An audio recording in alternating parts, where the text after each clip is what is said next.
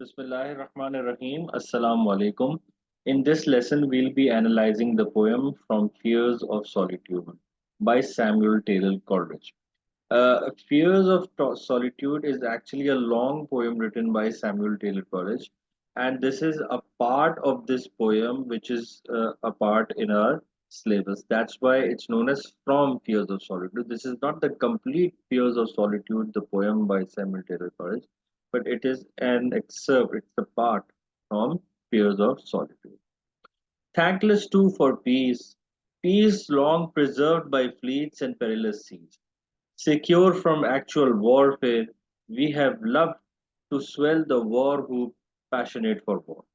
Alas, for ages ignorant of all its ghastlier workings, famine or blue plague, battle or siege, or flight through wintry snows.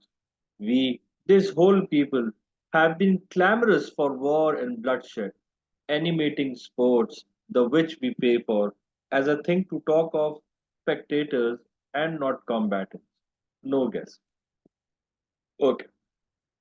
Thankless too for peace. So this line suggests that people are ungrateful for peace and they are taking it for granted and not appreciating its value. Yani कि when the people have peace, when the people are living a peaceful life, they are ungrateful for peace as well, because that they want some sort of chaos. Okay, na they're taking the peace for granted and they're not actually valuing or they're not actually appreciating its value, and all of them are so much fanatic about war.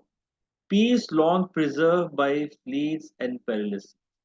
Here, Coleridge acknowledges the efforts made to maintain peace, such as through naval power, as said by fleets, okay, and navigating dangerous waters, which have contributed to preserving peace for an extended period. Okay, so by maintaining a powerful navy, a nation can deter potential enemies from engaging in acts of aggression, thereby helping to preserve peace. And also by successfully navigating these hazardous conditions, naval forces, okay, the forces of the navy, the naval forces, they help to safeguard the trade routes and maintain access to vital resources and protect the interests of their nation and its allies, all of which are essential for preserving peace. So creating or having a good defense without an aggression is a huge thing, is a huge reason to or a huge way to maintain peace in a region. Okay, but that does not mean any sort of aggression. So when a region has maintained peace through these things, still the people are thankless. They think that their army or their fleet is very good, very strong, so why not go into war in some manner and capture the different resources of other countries? Secure from actual warfare, we have love. So, despite being free from direct conflict, society has developed a fondness or enthusiasm for wildlife. So, they are secure actually from actual warfare. Okay, yani कि there is no war, there is no conflict. But despite being free from this kind of conflict from any other country, society has developed a fondness or enthusiasm for warlike activities. So we have loved to swell the war whoop and passionate for war. We have loved to swell the war whoop, passionate for war. So a war whoop happens to be a yell or cry intended to rally a group of soldiers in battle. नारे होते हैं ना, नारेबाजी, सही ना? तो war whoop क्या है? नारेबाजी है. It's a yell or a cry that is intended to rally a group, to bring a group of soldiers in battle, या फिर to what should I say, to enunciate, to inundate, okay, na, to charge the soldiers into a battle, as if creating some sort of passion and emotion in their minds and in their heads and their hearts, so that they pounce the army in the battlefield and move ahead. So this line describes how society eagerly embraces warlike attitudes, expressing enthusiasm and passion for war even in times of peace. यानी कि सुख से चैन से नहीं बैठना लोगों को, even in the times of peace, दे उनको थोड़ी सी जो है क्या कहते हैं चिंगारी चाहिए, and they are so much enthusiastic and passion for going into the war. So in these lines, the speaker accuses his own countrymen, the Great Britain, of helping or being thankless for peace. They are completely thankless for peace. And when the country was secure and safe from warfare, his people were not grateful. Instead, they were passionate for war. Alas, for ages ignorant of war. So the new generation was not familiar with the agonies of past wars. यानी कि this new generation जिनके आगे हम नारे लगाते हैं जंगों के, they haven't actually seen the wars. They haven't seen actually the issues or the problems or the things or negativities which the war brings with itself.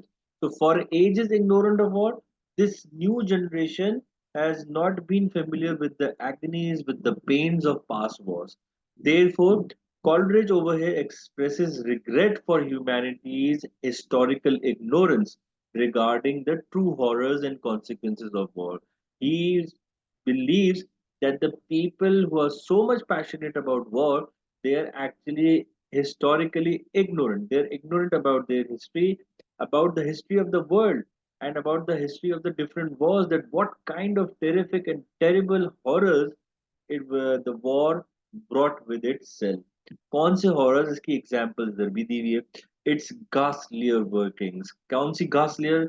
evil ugly workings. और उनमें क्या क्या आ रही है?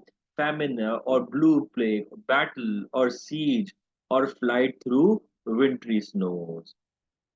Okay, so it's ghastlier workings, famine or blue plague.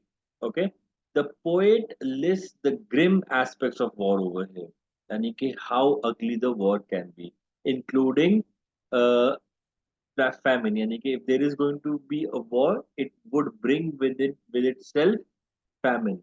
It's going to bring with itself plague, disease, which is referred to over here as a blue plague, which are often overlooked or underestimated by those who glorify war. Okay, na?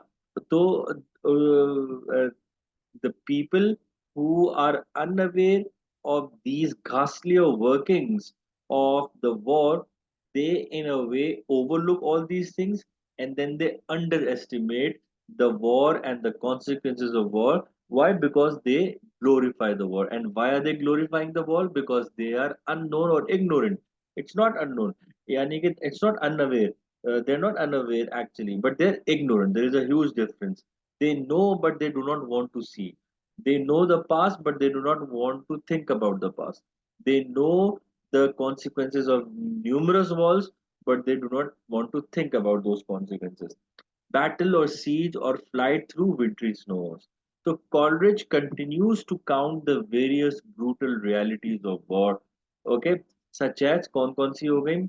एक तो हमने पढ़ ली famine हो गई and plague हो गई and then battles and then sieges and then the hardships of winter campaigns.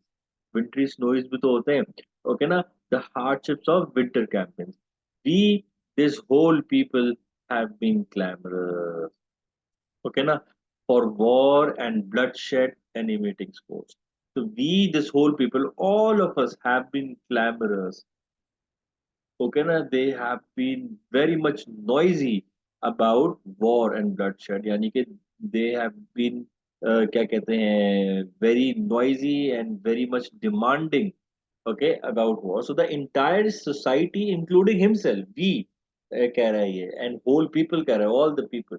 The entire society, and he also belongs to that society, is described as being noisy and vocal in their support for war. They are very much vocal in their support for war and bloodshed and animating sports. And people eagerly support and participate in activities which are related to war and violence, treating them as exciting and entertaining pastimes. Animating sports, they are taking it as sports, they are taking it as time to to, जिसे कहते हैं ना, past time. They are taking treating it as something very exciting, okay, which it isn't. Okay, so the way we the which we pay for as a thing to talk of. So क्या कह रहा है वो? The we this whole people have been clamorous for war and bloodshed, animating sports, the which we pay for. ये जो animating sports है ना, ये जो war and bloodshed, the which इन सब के लिए we pay for as a thing to talk of. So society indulges in discussions about war and violence as if they were only topics of conversations, completely detached from their actual consequences. हमें consequences पता नहीं है, we're not connected with the consequences, but we are indulging in discussions about war, and we are indulging in discussions about violence, okay ना, only treating them as topics for conversation. So we have taken, ऐसा समझते हैं जैसे कि मजाक की बात है, ये तो बातों बातों की बात है, okay ना, so we are taking it as a thing to talk of. Spectators and not combatants, no guess. So here Coleridge contrasts two roles. Okay, number one, कौन से roles? एक spectator है, दूसरा combatant. Combatants are the ones who are actually fighting the war in the war, who are the soldiers. So there is a contrast of two roles: spectators and combatants. Spectators are passive observers who watch events unfold from a distance, while combatants, they actively engage in warfare. So, by describing people as spectators rather than combatants, Coleridge suggests that many individuals are removed from the direct experience of war. They may witness its effects from afar, but they do not participate directly in the violence or its consequences. Okay ना, तो इसका क्या मतलब हुआ कि when the people are only the spectators and not the fighters, not the soldiers, not the warriors, तो they are completely without experience of war. Okay na, so they are actually witnessing the effects of the war from a distance. How would they know what kind of repercussions, what kind of consequences the war is bringing? वो तो घर में बैठे हुए अपने सुकून से, okay ना, तो they do not participate in the violence in the war या फिर in the consequences of the war directly. No guess. So this phrase implies a lack of understanding or awareness of the true nature of war. The word guess suggests a superficial or a speculative understanding as opposed to a deep and insightful comprehension. अब दूर से बंदा बैठ के देख रहा है तो वो तो गैस ही करेगा ना, यानी कि द वे वी कमेंटेट और we comment when while watching a match, अगर यार ये ऐसे कैच पकड़ लेता, यार अगर ये ऐसा शॉट मारा, यार ये बॉल तो कवर ड्राइव मारने की थी, ये क्या इसको पुल कर रहा है, तो आउट तो होगा ना, मैंने तो कहा था. तो दे are only guessing, they are not on the in the field. Okay, तो क्या है ये नो गेस का क्या मतलब हो गया कि भाई दे लैक अंडरस्टैंडिंग और awareness of the true nature of war. Okay, तो guess, the word guess suggest a very speculative, a very superficial approach or understanding, and which is completely opposite to a deep and insightful comprehension. वो सिर्फ उसको होगी जो होगी deep and insightful comprehension about war and its consequences, the ones who are participating in it. So Coleridge implies that these spectators have little insight into the horrors and complexities of war. So they may have heard stories or seen images of war, but they do not fully grasp its devastating impact on those directly involved. देखो बात समझने की ये है कि जंग कौन लड़ता है? सोल्जर्स लड़ते हैं, लेकिन किसके कहने पे लड़ते हैं सोल्जर्स जंग? अवाम के कहने पे लड़ते हैं. अवाम अपनी इज्जतों का मसला बनाते हैं, अपने नफ्स का मसला बनाते हैं, और जिसकी और उस अवाम, they are like spectators, they speculate about things, they do not know any reality. क्योंकि लड़ने कौन जा रहा है? लड़ने तो फौजी जा रहे हैं. ओके, सो अवाम को मालूमात नहीं है, तो अवाम is the one who insights the Wars amongst two states, because of which the soldiers of the two states, they have to go into the battlefield and fight. So they are only guessing about the situations of the war. Okay na, they do not have any insight or any deep comprehension about the war.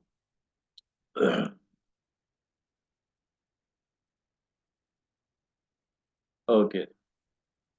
anticipative of a wrong unfelt, no speculation on contingency, however dim and vague, too vague and dim, to yield a justifying cause, and fourth, stuffed out with big preamble, holy names. Okay, so anticipative of a wrong unfair. So there is a lack of anticipation or preparation for the potential consequences of war as people have not personally experienced its atrocities. So they anticipative of a wrong unfelt because they have never felt, they have never experienced. Wrong unfelt, they have never felt, they have never experienced the different atrocities of war. Okay, na? So they cannot anticipate, they do not prepare for the potential consequences of the war. Okay, now so they only anticipate and they're completely unprepared about the potential causes of potential consequences of the war. Why? Because they haven't personally experienced the atrocities which come with war. That's why, only that's why they are doing it. So there is no speculation on contingency.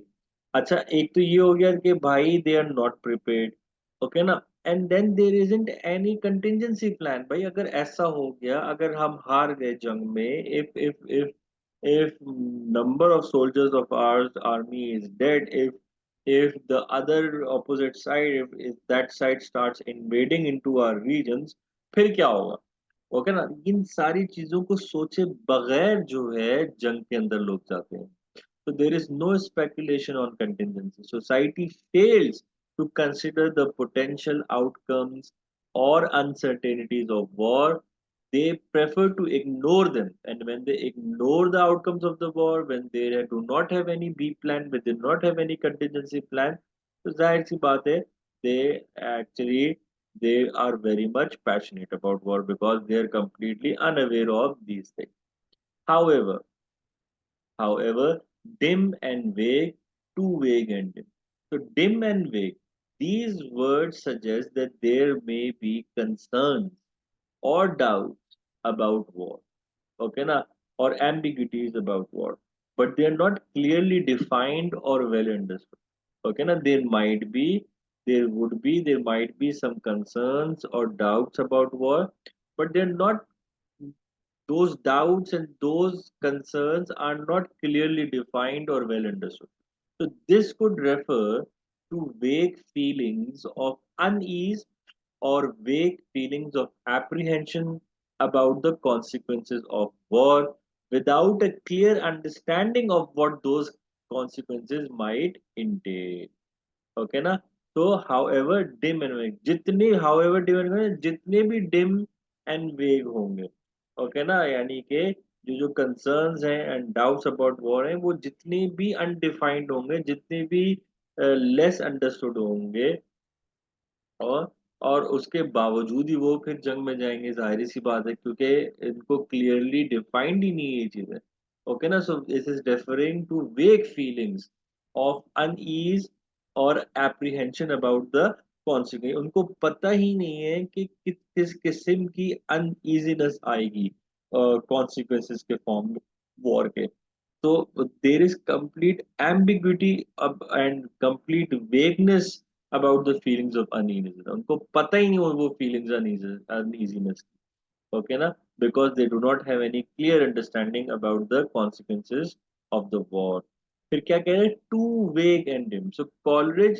emphasizes the inadequacy of these concerns by repeating the descriptors vague and dim and adding the word to okay ना तो ये जो inadequacy है ये जो doubt है ये understanding of the war के बारे में तो ये repetition हो रही है इसके अंदर वेग एंड डिम की and then with the addition of the word to so this repetition and with the help of the word to the intensification of this idea suggests that these concerns are considered insufficient or inconsequential यानी कि they are deemed too vague and indistinct to warrant serious attention or consideration अब क्योंकि इनकी जो ideas होते हैं consequences के ऊपर, क्योंकि वो इतने वेग एंड डिम होते हैं, तो जिसकी वजह से they can not understand the serious consequences of war.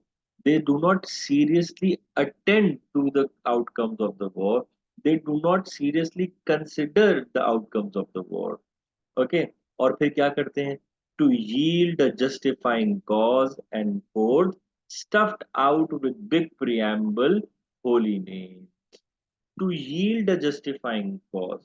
This phrase suggests that there is a search for a justification or rationale for going to war. अब देखो, पहले हालांकि पहले justification आती है, पहले rationale आता है, फिर उसके बाद जो है you make decision to go to war. यहाँ पे मामला उल्टा आ रहा है.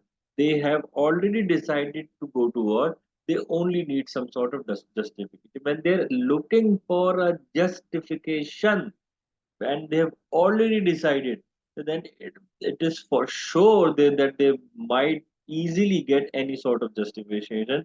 हालांकि हो सकता है कि वो बहुत ही कोई माइनर सी justification हो. ओके ना?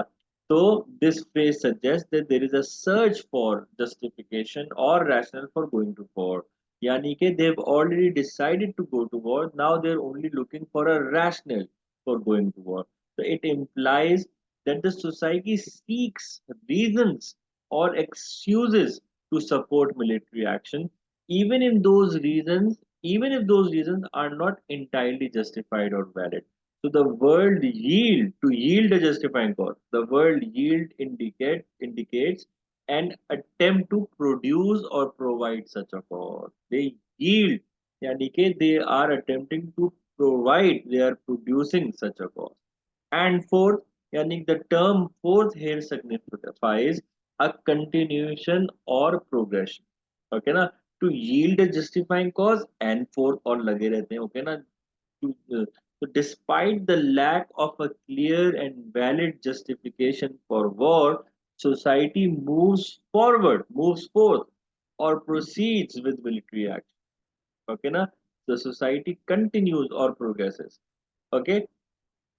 So the society moves forward. So this indicates a willingness to engage in warfare even in the absence or justification of a legitimate reason for going into war. Stuffed out with big preamble holy names. So the declarations of war, they are filled with lofty language, big preamble. Okay na? हम पढ़ते ना अपना preamble of our constitution. तो इधर preamble का actual meaning होता है language का, okay ना, words का. So declaration of war are filled with lofty language, okay, and holy names and religious rhetoric, and they are only intended to justify and legitimize military action. यानी कि war का फैसला हो चुका है, अब उभारने के लिए क्या हो रहा है? Lofty language is going to be used, religious reference are going to be used. क्यों भाई? मिलिट्री एक्शंस को लेजिटिमाइज करना है. And adjurations of the God in heaven, we send our mandates for the certain death of thousands and 10,000 boys and girls and women that would groan to see a child full of an insect's leg, all read, all red for war, all red of war. The best amusement for our morning meal. The poor wretch who has learnt his only praise from curses, who knows scarcely words enough to ask a blessing of his heavenly Father, becomes a fluent phrase man, absolute and technical in victories and defeats. And adjurations of God in heaven. So, adjuration means sworn declaration, sworn statement, a word of honor. So, leaders invoke the name of God to add authority and moral weight to their declarations of war. So, they and adjuration क्या है? Stuff with big preamble, holy name. यानी कि the declarations of war, they are filled with lofty language, they are filled with religious rhetoric, and they are filled with adjurations of the God in heaven. यानी कि they are filled with the sworn declarations and the words and of horror, horror बोल रहा हूँ, words of honor in the name of God. Okay, ना, so the leaders invoke the name of God to add authority and moral weight to their declarations. यहाँ पे कह दो कि moral weight to their decisions of God. So they are using God as an excuse for their wrong. Okay ना, समझ में आई? I hope so, Mike. We send our mandates for the Sunday, certain death. Of we send our mandates for the certain death. So it suggests that when society sends these directives, it knows or should know that they will lead to death and destruction. We send our mandates for certain death, यानी कि death तो लाजमी है, पक्की है. So when the society sends these directives, directions of the war, mandate क्या हम कहते हैं ना भाई, mandate का क्या मतलब है कि भाई इस political party को mandate मिला है महंगाई कम करने का. समझ में आई? तो अब सोसाइटी क्या मैंडेट देती, वो ये मैंडेट देती कि वे जंग में जाना है. तो ये जो डायरेक्शंस है, मैंडेट है सोसाइटी का कि जंग में जाना है, तो the society must know, should know that they will lead to death and destruction. The use of certain underscores highlights the absolute and unavoidable nature of this outcome. सही ना, तो इनका जो मैंडेट है वो क्या है, जंग पे भेजना है. हालांकि वो एक्चुअली जंग पे भेज के क्या कर रहे हैं, they are sending the soldiers to absolute and unavoidable death.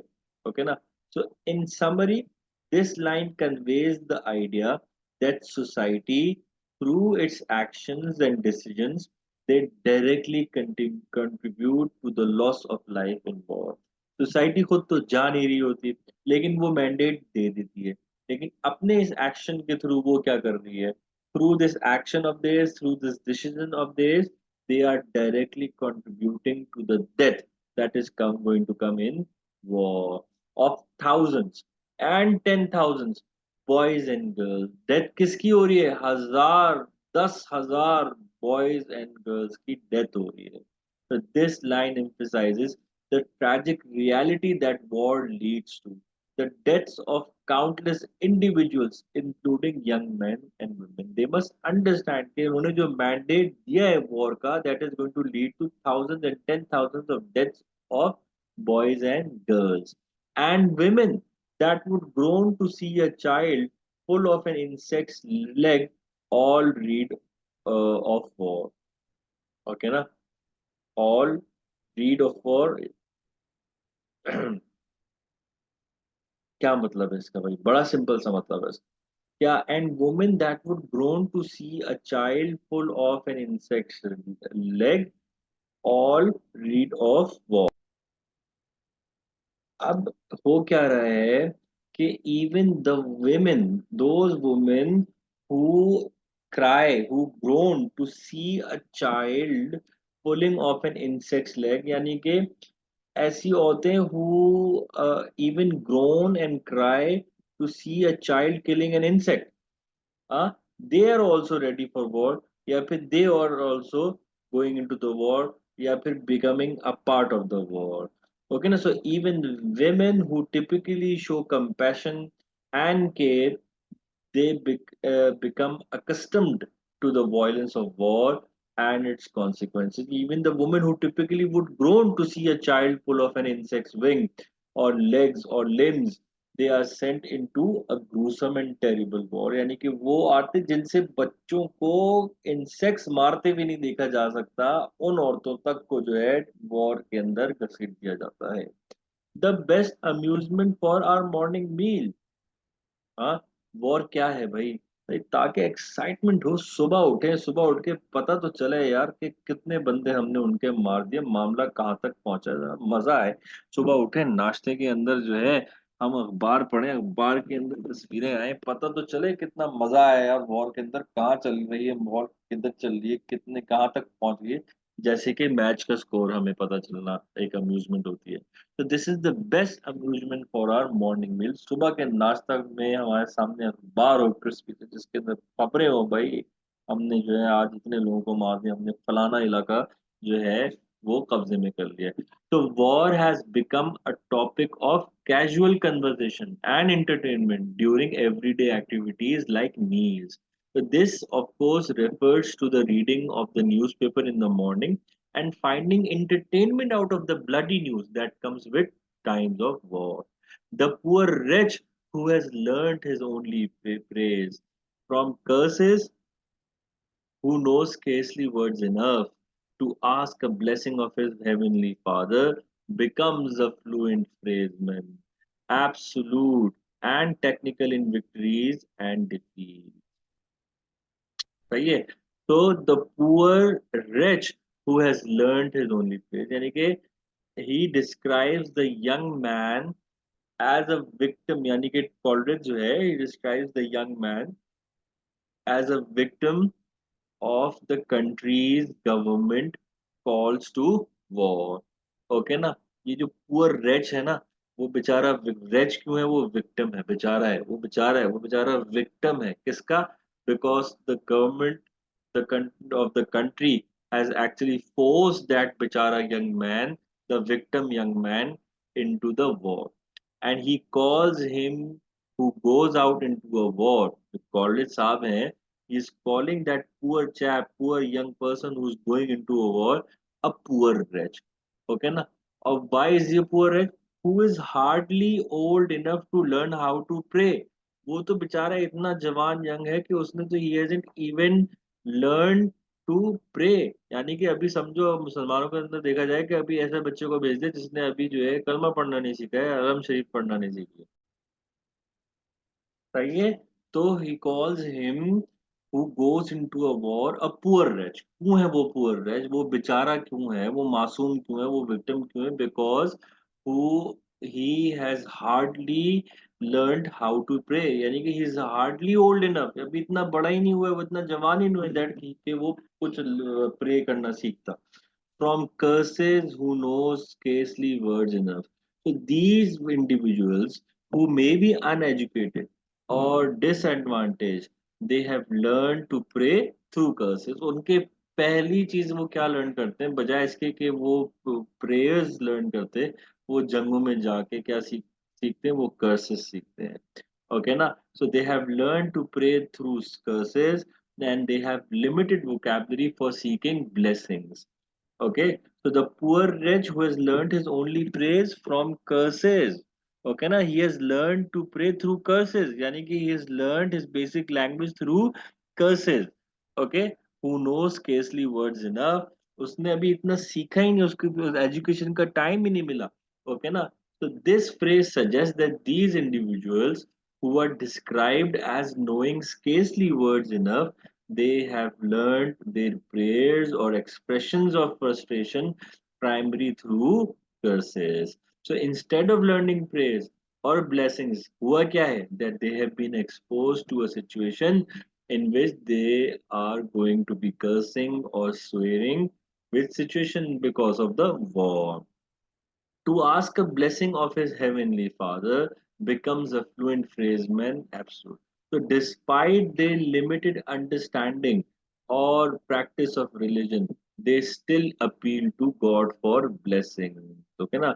To ask a blessing, यानी कि उनके पास language तो है नहीं, they have learned the language through their curses and they do not have enough words, but still they use those words to ask a blessing of his heavenly Father.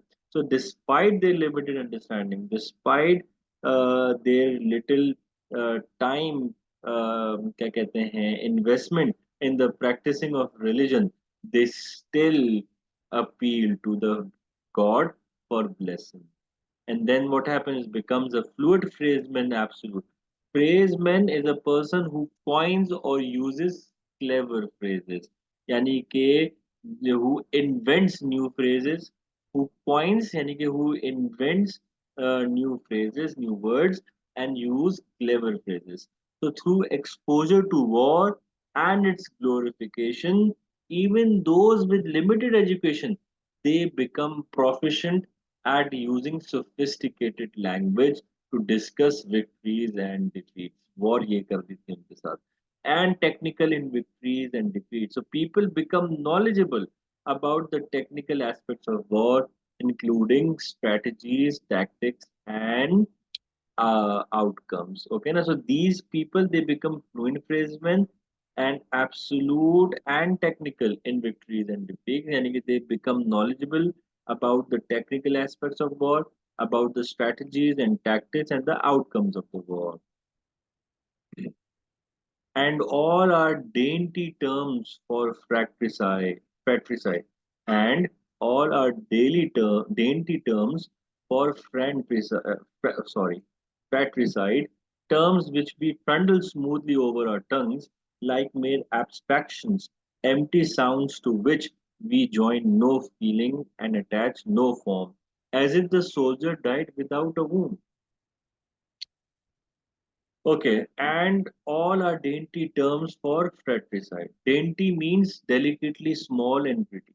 Okay, na? Dainty means delicately small and pretty. So the use of the word dainty suggests that the society employs very delicate and refined language when they are discussing war. Okay ना? या इसको इस तरह से कह लो euphemistic language यानी कि बड़ी बड़े issues को छोटा करने वाली लैंग्वेज छोटे तरीके से प्रेजेंट करने वाली यानी कि जब बहुत कोई बड़ा मामला हो जाए जैसे कि यूफेमिस्टिक लैंग्वेज किसको कहते हैं कि भाई कोई इंसान मर गया है उसका इंतकाल हो गया है अब आप उसके करीबी बंदे को क्या बोलोगे कि यार वो अल्लाह मियां के पास चला गया हालांकि उसके आपने बोलना क्या था असल में यार वो मर गया है सही है ना तो वो उस मरने की को अच्छे अंदाज में नरम अंदाज में जो कहते हैं ना उसको यूफेमिज्म कहते हैं so what do they do ये जो डेंटी है ना it suggest that the society is employing euphemistic language when they are discussing war so these terms may soften the harsh reality of war and its consequences making it more acceptable to the public जब public जो है और public के सामने जो है harsh reality of war नहीं जा रही है ओके ना क्यों बिकॉज बहुत ही कोई यूफेमिस्टिक लैंग्वेज यूज हो रही है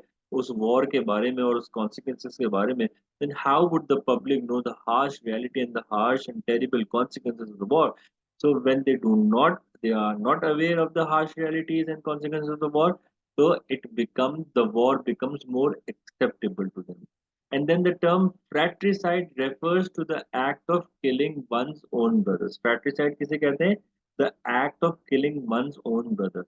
But it can also symbolize over here yeah, that the broader concept of killing one's fellow human beings, including fellow citizens or members of the same community. Okay, na? So the term fratricide symbolize the broader concept of killing one's fellow human beings. Okay ना fratricide को तो मतलब क्या होता है killing one's brother लेकिन इधर किसके बारे में इधर किधर हो रही है जंग इधर तो दो कंट्रीज के दरमियान जंग हो रही है इधर भाइयों कहाँ से आ गए तो आइडिया क्या है that all the humans are brothers and sisters among themselves so this war by fighting other people, the people belonging to the different country or enemy country, according to Coleridge, that these people involved in war, they're actually killing their brothers because they're killing their other humans, and all the humans are equal and all of them are brothers and sisters. Okay, now. So fratricide is symbolizing the broader concept of killing one's fellow human beings including fellow citizens or members of the same community. So, by using fratricide, Coleridge emphasizes the idea of war as a conflict between brothers, highlighting the tragic nature of violence within the same society or human family. अब आप बताएं Pakistan India जो same society है एक तरीके से okay इधर आप ढूंढे no so many people are coming from India they are Delhi walas they are Gujaratis they are I mean Hyderabadis okay na so half of Pakistan is actually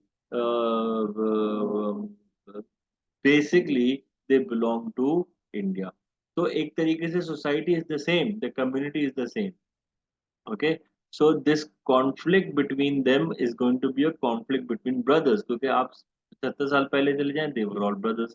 कितने मुसलमानों को जो है सिखों ने और हिंदुओं ने बचाया था दूसरे हिंदुओं से. And the same is the case with the मुसलमान, with the Hindus and the Sikhs. कितने मुसलमानों ने इन लोगों को बचाया था दूसरे मुसलमानों से. So they were all brothers. Okay ना.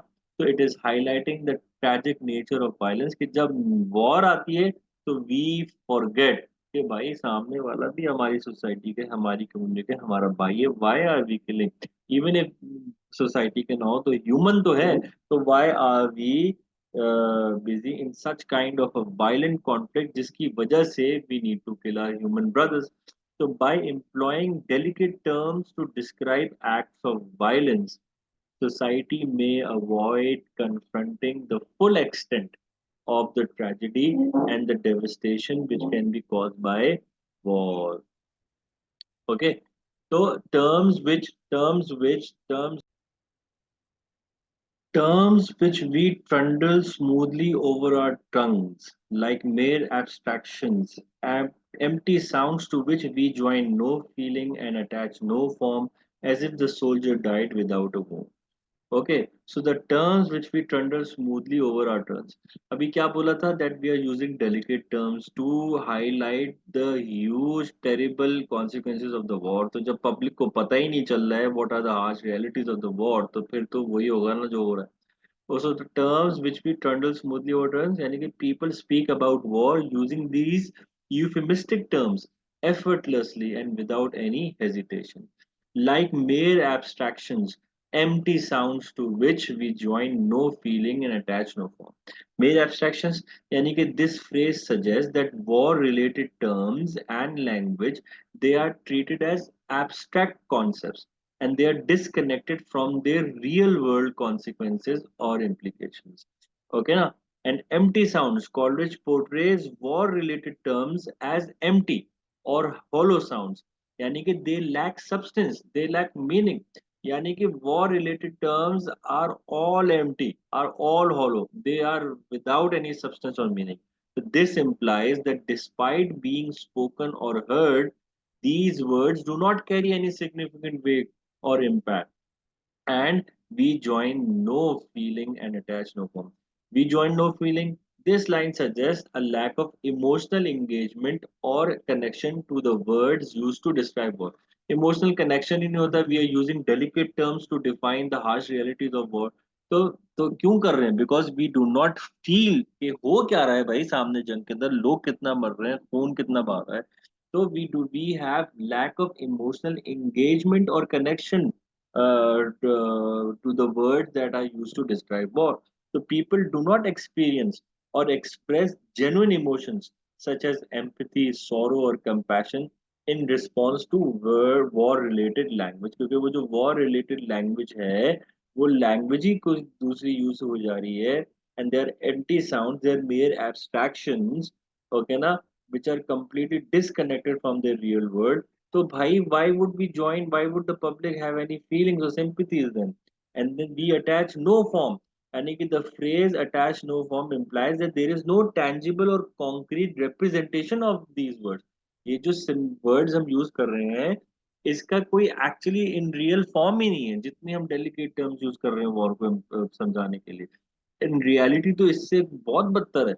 So in summary, these lines, they convey the idea that there is a disconnect between the words that are used to describe war and the actual experiences and emotions which are associated with it, leading to a lack of genuine understanding or engagement with the realities of conflict. As if the soldier died without a wound, यानी कि ये हम delicate terms और ये जो lack of genuine understanding हम बताते हैं अपनी और रियलिटीज से जो कॉन्फ्लिक्ट कर रही होती है, कॉन्ट्रडिक्ट कर रही होती हैं, वो हम इसलिए कर रहे होते हैं और या हम समझ रहे होते हैं जैसे कि सोल्जर को कभी जख्म ही नहीं लगा. यानी कि फॉर एग्जाम्पल बोल रहे हैं कि भाई द सोल्जर डाइड, सही ना, तो वी थिंक कि भाई soldier died without any pain. चलो सही है, चलो सही है, मुसलमानों के अंदर तो सही है, ओके ना. लेकिन दूसरी उसके अंदर when the people say कि भाई when the soldier is dead he has directly gone to the heaven, so are we even thinking that this soldier who has directly gone to heaven after being martyred, did he go through atrocities of the war? Did he go through a lot of और क्या कहते हैं pain or the wounds? So if the soldier before death, before being martyred, is going through so much pain, who's going to be answerable for that pain? Okay, so we are saying all this as if the soldier died without a wound. So people speak about soldiers dying as if they were untouched, कि भाई वो तो चलो चला गया, सीधा आसमान चला गया, सीधा जन्नत में चला गया. अरे भाई तो क्या ऐसे ही चला गया? Were they untouched? Were they uninjured? Okay ना. So by saying this, what do? They minimize the physical and the emotional toll, emotional pain of the war, as if the fibers of this godlike frame were gored without a pang, as if the wretch, as if the soldier died without a wound. ये हमने पढ़ लिया. As if the fibers of this godlike frame were gored without a pang, as if the wretch who fell in battle doing bloody deeds passed off to heaven translated and not killed, as though he had no wife to pine for him, no God to judge him. So as if the fibers of this godlike frame were gored without a pang, as if the wretch. So, as if the fibers of this godlike frame were gored without a pang, suggest a profound disconnect between the physical harm inflicted upon humanity and the expected emotional or physical response to such harm. उनको कितना harm और pen मिल रहा है, और जो society जिन्होंने उनको भेजा हुआ है वो किस तरीके से उस हार्म को रिएक्ट कर रही है. तो human beings are often regarded as possessing inherent dignity, spirituality, or nobility, qualities that Coleridge metaphorically refers to as a godlike frame. है ना? Because humans are full of dignity, spirituality, and nobility. So these are all the godlike frame. Okay, as if the fibers of this godlike frame. Godlike frame क्या है? हम हैं, human beings हैं. Okay, ना? As if the fibers of this godlike frame. So this frame represents the essence of human. यानी कि ये जो ह्यूमंस हैं, ह्यूमैनिटी है, जिसके अंदर इतनी डिग्निटी, स्पिरिचुअलिटी और नोबिलिटी भी भरी हुई है, हाँ, वो जो रिप्रेजेंट कर रही है एसेंस ऑफ ह्यूमैनिटी को, which is typically associated with resilience, strength and the capacity to endure suffering, वो क्या सोच रही है भाई? हाँ, यानी he is trying to suggest कि ह्यूमैनिटी तो ये उसके अंदर तो इतनी क्वालिटीज होती है, वो क्या सोच रही है? तो however, Coleridge introduces a stark contrast by suggesting that even these noble or divine aspects of humanity can be subjected to harm or injury, यानी कि gored without eliciting the expected emotional or physical response of pain without a pang. यानी कि इतनी जो human beings हैं who are filled with dignity, spirituality and nobility, ऐसे लोग भी when they are being killed in the war, यानी कि people like these also when they are subjected to harm or injury, when they are gored, जब गोरी हो जाते हैं, यानी कि when उनका जब खून बहाया जाता है, these people also, they cannot elicit, they cannot get out the real acceptable emotional or physical response, deserving emotion, deserving response towards the pain from the society, from the people of these soldiers. Okay, so this juxtaposition highlights the desensitization to violence and suffering that can occur within societies engaged in warfare or conflict. So, despite the profound harm inflicted upon individuals or communities, there may be a lack of genuine empathy or recognition of the suffering that is being endured. Furthermore, Coleridge's use of the phrase "without a pang" suggests a numbing or a deadening of emotional sensitivity. where individuals become indifferent to the sufferings, to the pains of others. So, this indifference to human suffering highlights the dehumanizing effects of war and violence, where individuals may lose touch with their own humanity as well as the humanity of others. हमें पता ही नहीं है कि हमारे लोग कितना गंदगी से मर रहे हैं और हम सोच रहे हैं और हम नारे लगा रहे हैं as if the wretch who fell in battle doing bloody deeds passed off to heaven translated and not killed. वही वाली बात है जैसे कि these people who are fighting in the battlefield they directly went to the heaven without getting the pain of getting killed. तो ना तो as if the reach यानी कि रेच का क्या मतलब है unfortunate person a victim of war इधर तो विक्टिम ऑफ वॉर है ना that's why he is a reach he is an unfortunate person so this wretch, this unfortunate victim of war who engages in violent acts during war would fall or die without experiencing pain or remorse. एक बात तो ये हो गई कि भाई he is also inflicting pain and violence on others, but that does not mean that once he is going to die, he is not going to experience the same pain and remorse. Okay, na? Pass off to heaven translated in Orkel. So soldiers who die in battle, they are portrayed as being swiftly and painlessly transported to heaven rather than experiencing the brutal reality of death. हाँ भाई पहले मरे होंगे, पहले जख्म लगे होंगे, पहले इंजर्ड हुए होंगे, पहले दे pain would have been inflicted upon them, then they would have gone to somewhere some other medium ना.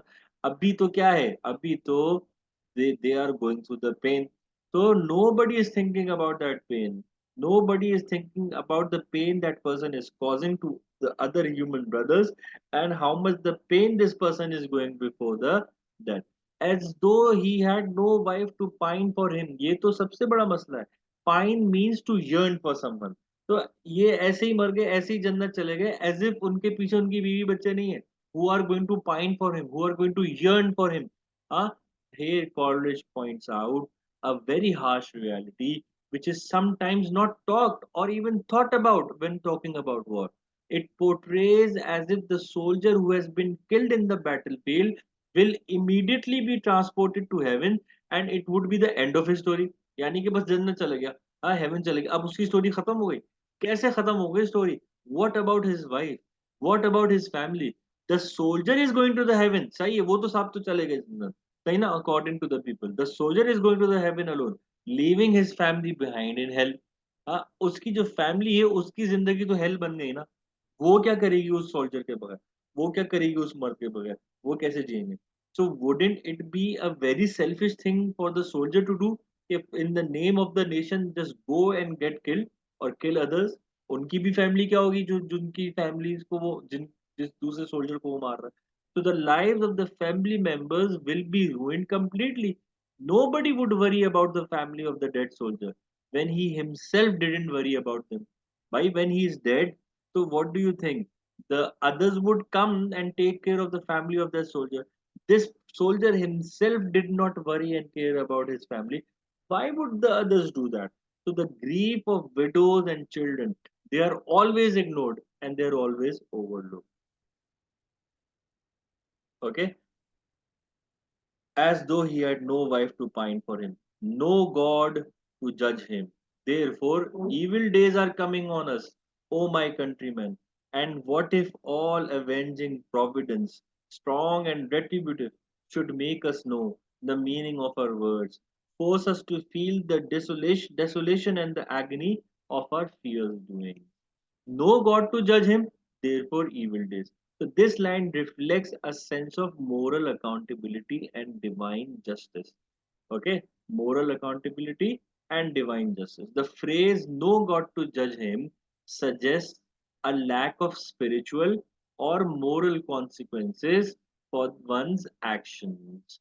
So it implies that the individuals may act without the fear of divine payback or moral condemnation. इनको लगता है कि there won't be any judging. इनको लगता है कि there won't be any God who's going to be judging them for their actions.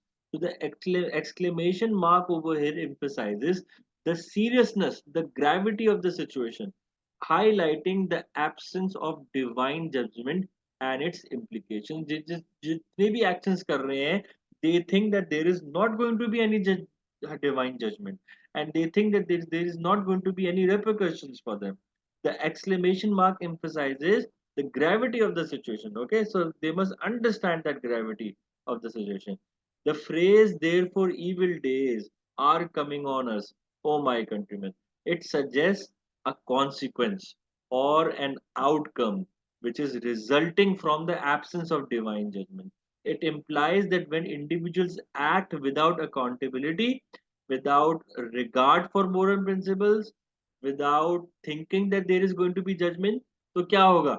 It leads to a deterioration of moral standards and the onset of troubling or difficult times. When you're going to act without thinking that there is going to be a divine judgment, then always be ready for a difficult conditions, difficult situations, which is going to be the consequence of of ignoring the divine judgment. So, therefore, these evil days are coming on us, O my countrymen. So, Coleridge warns his fellow citizens that the consequences of their actions, particularly their indifference to the horrors of the war, will soon catch up with them. And the interjection, O my countrymen, conveys a sense of urgency or concern for the well being of the nation and it's people. बड़े बड़े leader समझाते हैं मेरे बच्चों, मेरे भाइयों, मेरी बहनों, मेरे दोस्तों, समझ जाओ, खुदा के लिए समझ जाओ, तुम लोग क्यों नहीं समझ रहे? तो वो भी ये बोल रहा है कि भाई, you have gone into the war, you have become very much blind, you have become so passionate about the bloodshed of the enemy human beings who are actually your brothers. Beware, beware, you are committing atrocities, and it's going to be a payback, and that payback time is about to come.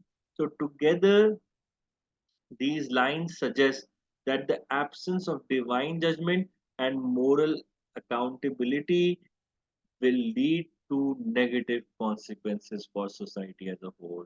So the poet warns that if individuals continue to act without regard for moral principles or divine guidance, it will result in the decline of the nation and its people. लेकिन वो लोग कैसे समझेंगे? They are actually using divine guidance for war. Okay ना? तो ये divine guidance को actually against the war कैसे use करेंगे? Okay ना? But still he is asking his countrymen that if you're going to commit without any divine guidance, then it will result in the decline of the nation and the decline of the people of the nation. And what if all avenging providence, strong and retributive, should make us know? Okay, the meaning of our words force us to feel. So the providence over here means God's will or divine intervention. And what if all avenging providence, अगर और उसका क्या, अगर God's will आ गई, अगर divine intervention आ गई. So the poet considers the possibility that a divine force such as God will punish society for its sins and its atrocities which they commit in war. And and what if all avenging providence, वो जो बदला लेने वाला खुदा है, who is very strong and retributive, should make us know. Retributive means legal punishment, जो कि गुनाहों पे सजा देने वाला है. Retributive का क्या मतलब है? Total legal punishment that is proportional to your crime. जितने तुम लोगों ने क्राइम किए वॉर के अंदर, there are going to be the same type of punishment, same level of punishment from the retributive, oh sorry, from the strong providence, from the all avenging providence. Okay na? So society may be forced to confront these consequences for their actions through divine punishment. The meaning of our words force us to feel the desolation and the agony of our fears doing. So the meaning of our words force us to feel. College suggests over here that the true significance or implications of the words we use will eventually compel us to experience the emotions associated with our action. हाँ, यानी कि the words that we use for war, okay ना, उनकी जो implications हैं, they will eventually compel us to experience an emotion, the things that are associated with our actions. So here words symbolize the rhetoric, the declarations and justifications that were used to war. हाँ, जो हमने पूरा बयानिया rhetoric किसे कहते हैं, पूरा बयानिया बनाया था, जो हमने रिलीजियस डिक्लेरेशंस दी थी और जो जस्टिफिकेशंस दी थी, हाँ, वो जो हमने सारे वर्ड्स यूज किए थे जंग में जाने के, वो words they will come back and they will force us to feel, कि वही हमको मजबूर करेंगे, वही वाले words are going to be used against us.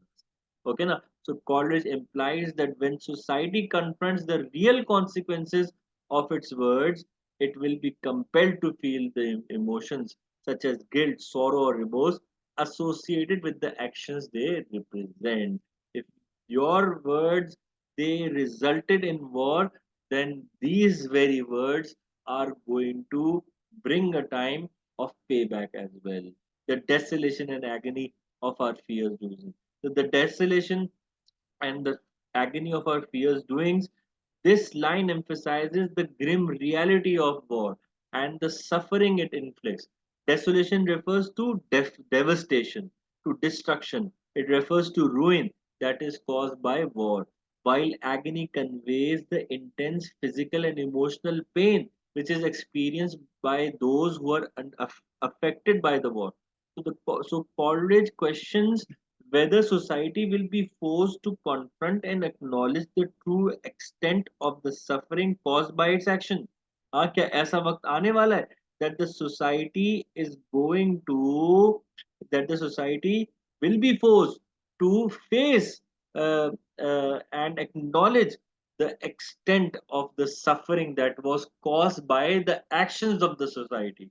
The question mark at the end suggests uncertainty or doubt about whether this realization will क्या ये समझ पाएंगे ऑफ आवर fears जो में लगता भी है कि तुम्हारे जो है एक्शंस हैं उनके ऊपर जो है तुम लोगों को बहुत कुछ फेस करना पड़ेगा ये क्वेश्चन है यानी कि क्या ये समझेंगे विद दे रियलाइज कि उनके एक्शंस के क्या रेपरकशंस हो रहे हैं ओके तो overall these lines highlight the disconnect between the rhetoric वो जो बयानिया होता है and justifications used to support war and the harsh realities of war बयानिया कुछ है justifications कुछ है लेकिन उनको पता ही नहीं है harsh realities of war harsh consequences क्या है war के Coleridge suggests that society's actions will eventually compel individuals to confront the suffering and devastation which was caused by war, leading to a deeper understanding of its truth. और जब खुद आएगी ना जब उसके repercussions उसके consequences face करने पड़ेंगे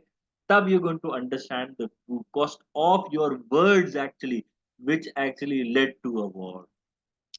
थीम्स पे आ जाते हैं भाई इसकी थीम्स क्या है passion for war the horrors of war divine judgment and consequence passions for war the poem explores societies historical ignorance of the true horrors of war including famine disease and battle despite this ignorance there is a clamorous demand for war हाँ ignorance नहीं हो रही ना जिसकी वजह से क्या है there is clamorous demand for war and bloodshed driven by societal attitudes and desires society के अंदर passion है war के अंदर desire है to the society's paradoxical passion for war despite its historical horrors यानी कि पता है कि war is going to bring horrific consequences still there is passion for war this highlights society's eagerness this highlights society's passion for conflict कि उनको कितना मजा आता है जंग के अंदर कॉन्फ्लिक्ट के अंदर बहस मुबाहिसे में डिसएग्रीमेंट के अंदर आर्ग्यूमेंट के अंदर कितना मजा आता है okay and its tendency to glorify war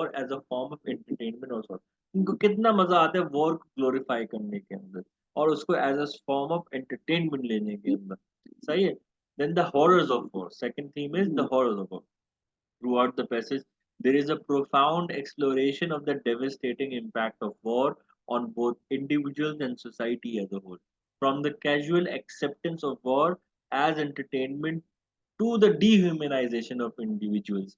The passage vividly portrays the atrocities, the pains, and the consequences of war. Society's ignorance of the true horrors of war and its clamorous demand for bloodshed, it highlights the theme of devastating fallout of armed conflict. Divine judgment and consequences is the third theme. The passage includes or concludes with a reflection on divine judgment. कि भाई divine judgment आएगी and the potential consequences of the society's action. There is a suggestion that society's disregard for the suffering caused by war may lead to divine vengeance and the realization of the true consequences of its words and deeds. Okay, so the poetic devices and figurative language. Imagery. Coleridge employs vivid imagery to depict the consequences of war and society's attitude towards it. Images of fleets, perilous seas, famine, plague, battle, siege, and wintry snows. They evoke a sense of harsh realities of armed conflict and its devastating effects on both individuals and communities.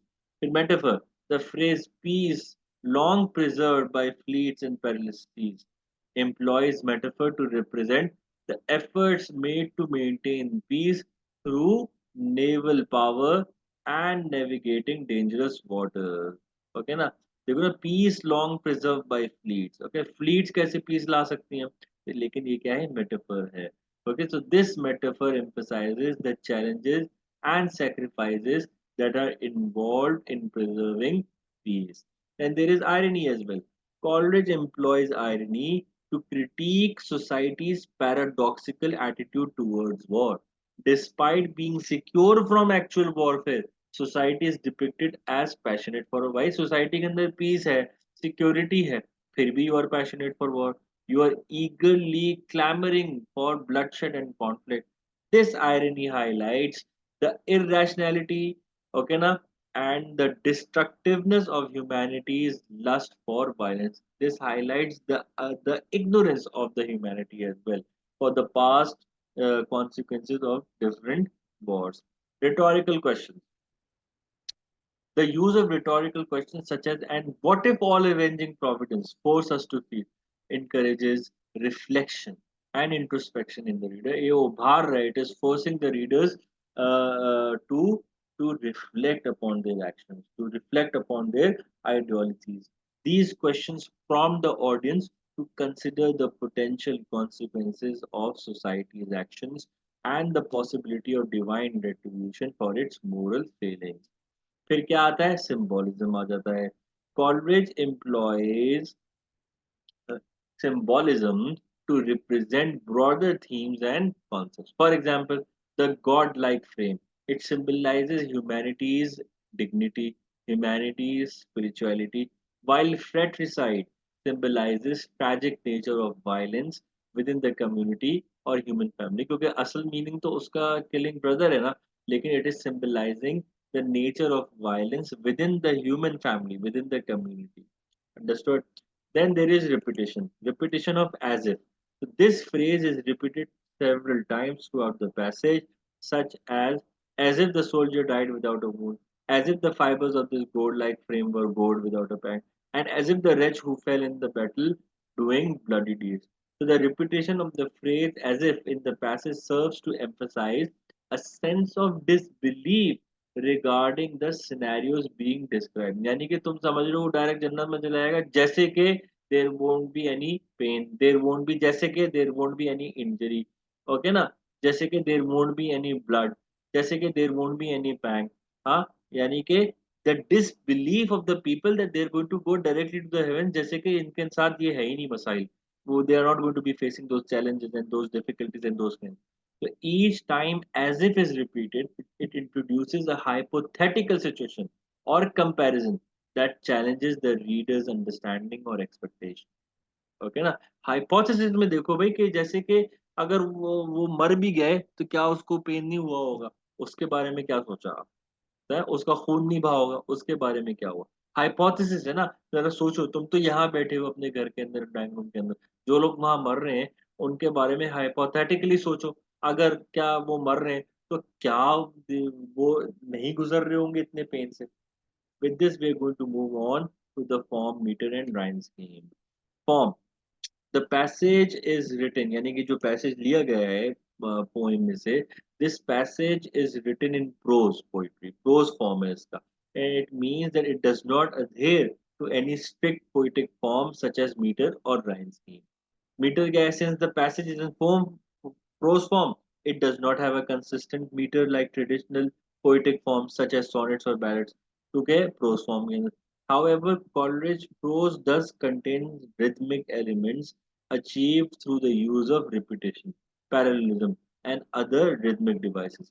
These elements contribute to the overall musicality and the flow of text. देखो इसके अंदर क्यों नहीं है metre, इसके अंदर क्यों नहीं है फॉर्म, हाँ, और इसके अंदर क्यों नहीं है, आगे भी हम क्या बोलेंगे, राइम स्कीम का भी इशू है, क्यों, because this is a huge lengthy poem in which the speaker is actually talking about the pains, is talking about the difficulties of the war, and this uh, and उसके अंदर क्या होता है, उसके अंदर there isn't any rhythm, okay ना, the war is not rhythmic, the war is not, क्या कहेंगे, it does not have any pattern, okay ना, so this lack of meter and rhyme scheme suggests that the war has doesn't have any pattern, okay na, the war doesn't follow any typical guidelines, okay na, when there will be war there will be क्या कहते हैं unthinkable violence and crimes. Okay, so similar to meter, since the passage is in prose form, it does not have a consistent rhyme scheme, which is typical to traditional poetry. Instead, Coleridge utilizes the natural cadence, any musicality and rhythm of the language to create a sense of musicality and cohesion within the text. So, reason मैंने आपको वही बताया, इसका effect क्या है मैंने आपको बता दी. Historical context. The poem was composed while France threatened to invade Great Britain. Although Coleridge was opposed to the British government, the poem sides with the British people in a patriotic defense of their homeland. Okay, with this, we complete this poem. I hope you're going to understand each and every aspect of it. If there are any questions, please feel free to ask. Jazakallah.